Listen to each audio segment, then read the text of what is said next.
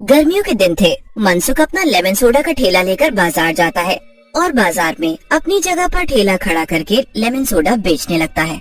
ज्यादा गर्मी पड़ने की वजह से मनसुख के ठेले पर लेमन सोडा पीने वालों की काफी भीड़ जमा हो जाती है।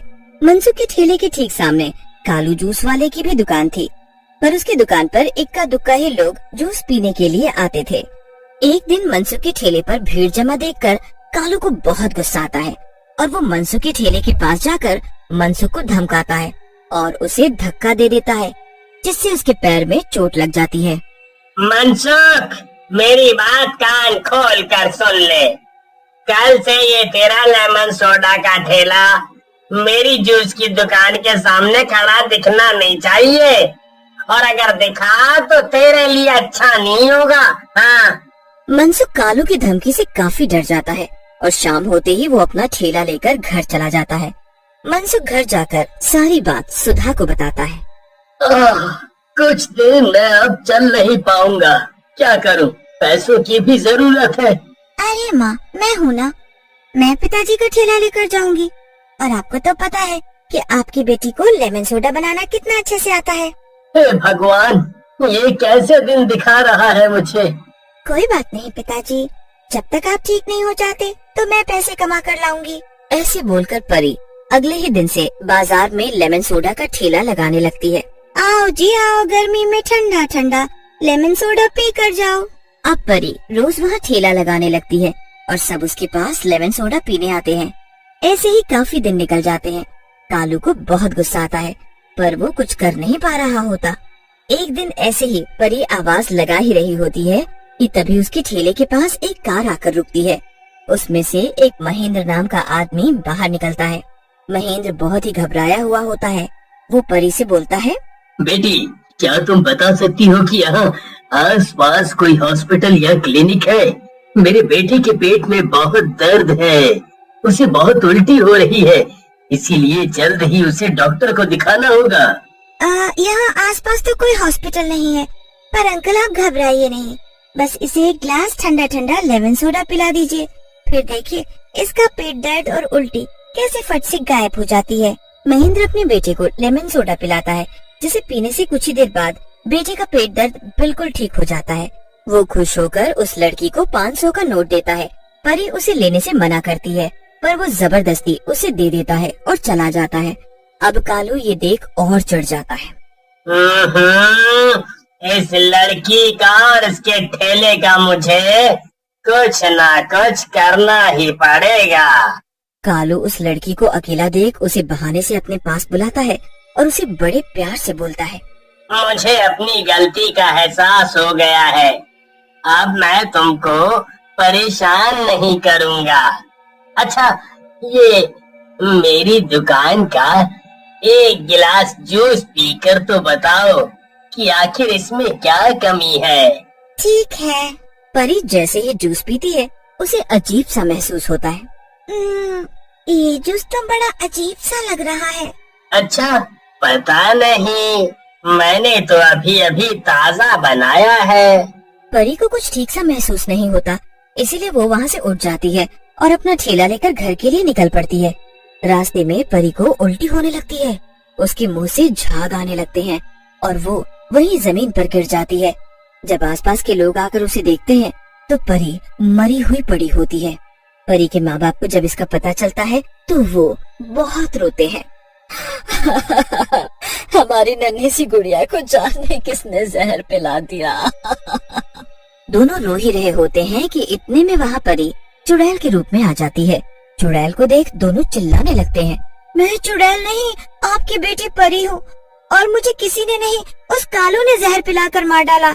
मैं उसे अब नहीं छोड़ूंगी, उसकी दुकान भी नहीं रहने दूंगी और मैं उसे मार डालूंगी। मेरी बेटी, सच में? हाँ माँ, उस कालू ने बहाने से मुझे जहर वाला जूस पिला दिया और मैं उसे पीकर तड़प तड़प कर मर गई, पर मैं उससे बदला लेना चाहती हूँ। मैं चाहती हूँ पिताजी कल से लेमन सोडा का ठेला लेकर वहीं खड़े हो और मैं भी साथ में जाऊंगी। अब वो हमारा कुछ नहीं बिगाड़ पाएगा। आप बस मुझ पर यकीन करो और जैसा मैं बोल रही हूँ वैसा ही करो। परी के माँ बाप उसकी बात मानते हैं और अगले ही दिन मनसुख ठेला लेकर वहीं जाकर खड़ा हो जाता है। चुड़ैल भी वहीं खड़ी होती है, पर वो बस मनसुख को ही दिख पा रही होती है। कालू मनसुख को देख एकदम दंग रह जाता है। अबे कल ही तेरी बेटी मरी है और आज तू ठेला लेकर आ गया। कुछ शर्म वरम है या नहीं?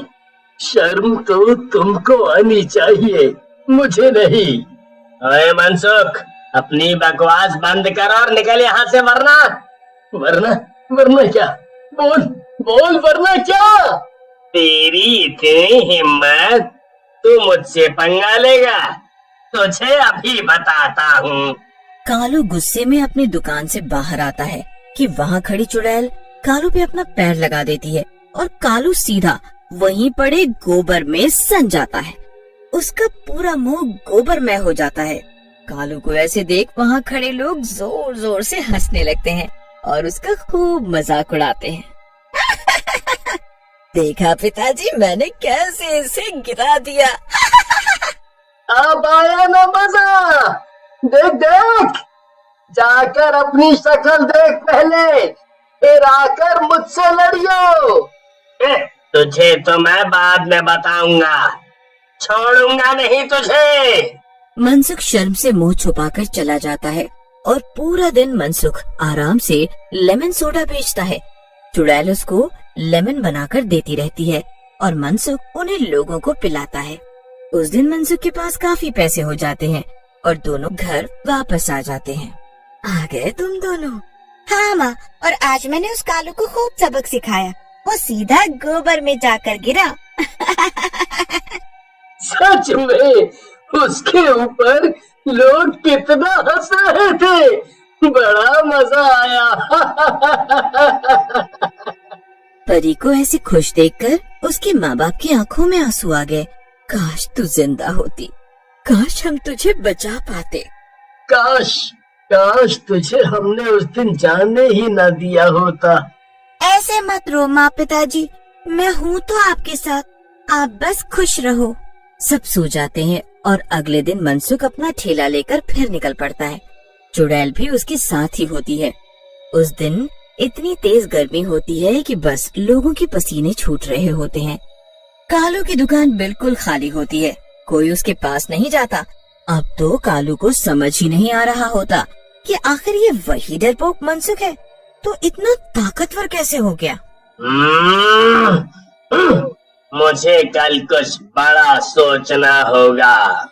क्यों ना मैं इसे भी ऐसे ही मार डालूं जैसे इसकी बेटी को मारा था।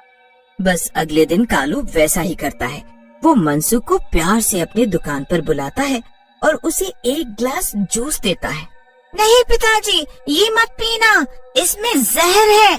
इतने में मनसुख और चुड़ैल वहाँ से उठकर चल देते हैं और वो ग्लास ऐसे ही रख देते हैं। इतने में वहाँ कालू का 10 साल का बेटा राहुल गर्मी में पसीने पसीने से होता हुआ आया और वहाँ रखा जूस झट से पी जाता है। कालू उसे देखते ही चिल्लाता है, मेरे बेटे को बचाओ, कोई मेरे बेटे को बचाओ। सही हुआ इसके साथ, अब जब इसका बेटा भी मरेगा ना तो इसे पता चलेगा। पर हम इसके जैसे नहीं है बेटी, बच्चे के खोने का दुख हमें पता है कैसा होता है, हमें इसकी मदद करनी चाहिए। चुड़ैल को भी अब राहुल की हालत पर तरस आ जाता है। वो अपने पिताजी को ठेला खाली करने को बोलती है। मनसुख अपने ठेले से सारा फल नीचे गिरा देता है। कालू, जल्दी इसमें अपने बेटे को लिटाओ, अभी हमारे पास बस यही है। तुमने अपना सारा सामान मेरे बेटे के लिए गिरा दिया, ये बातों का वक्त नहीं है, जल्दी चलो। आप दोनों भी इस ठेले में बैठो, जल्दी। कालू, जल्दी इस ठेले में बैठ जाओ। पर क्यों? ओहो, जैसा बोल रहा हूँ वैसा करो, जल्दी। अब दोनों भी राहुल के साथ ठेले में बैठ जाते हैं और चुड़ैल ठेले को दौड़ाते हुए हॉस्पिटल ले जाती है। सब लोग ये देखकर हैरान रह जाते हैं कि आखिर ठेला अपने आप कैसे चल रहा है। कालू भी ये देखकर हैरान हो जाता है और जल्दी से वो हॉस्पिटल पहुंच जाते हैं और राहुल की जान बच जाती है। कालू अपना हाथ जोड़कर मनसुख के पास आता है। मुझे माफ कर दो, मुझे माफ कर दो, मैंने ही तुम्हारी बेटी की जान ली और तुमने मेरे बेटे को बचाया। मुझे माफ कर दो। हाँ, मुझे पता है कि तुमने ही मेरी बेटी को जहर दिया था, पर मैंने नहीं, उसने बचाया है तुम्हारे बेटे को। वो मरने के बाद चुड़ैल बनकर हमारी मदद करने आई और तुमको सबक सिखाने, पर आज उसने ही ठेला चलाकर वक्त पर राहुल को हॉस्पिटल पहुंचा दिया। क्या सच में? कहाँ है वो? मैं उसे देखना चाहता हूँ, उससे माफी मांगना चाहता हूँ। वो बस हमको दिखती है, तुमको नहीं दिखेगी, पर वो अभी यही है, तुम्हारे सामने। कालू हाथ जोड़कर उससे अपने किए की माफी मांगने लगता है। चुड़ैल उसे माफ कर देती है। कालू उसके बाद कभी मनसुख को परेशान नहीं करता। एक दिन चुड़ैल भी अपने माँ बाप को अलविदा कहकर चली जाती है और फिर कभी वापस नहीं आती।